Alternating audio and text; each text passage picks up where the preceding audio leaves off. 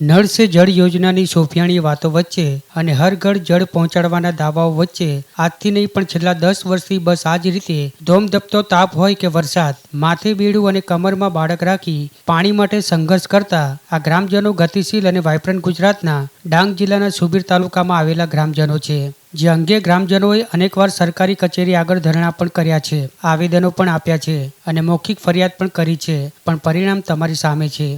જો કે સરકાર દ્વારા ગામમાં લોકોને ઘર આંગણે પાણી મળી રહે તે માટે નળ સે જળ યોજના હેઠળ પાઇપલાઇન નાખવામાં આવી છે, પણ આજ દિન સુધી કોઈના ઘર સુધી પાણી પહોંચ્યું નથી. તો સાથે જ અન્ય એક યોજના વાસ્મો હેઠળ ગામમાં પાણીની ટાંકીઓ તો બનાવવામાં આવી છે, પણ તેમાં પાણી નથી. તેથી જ દરરોજ મોટી મંજલ કાપી કામને પડતું મૂકી ગ્રામજનો ગામની બહાર આવેલ કૂવામાંથી દૂષિત પાણી પીવા મજબૂર બન્યા છે. આ કૂવાનું પાણી એટલું દૂષિત છે કે બાળકો અવારનવાર બીમાર પડી જાય છે.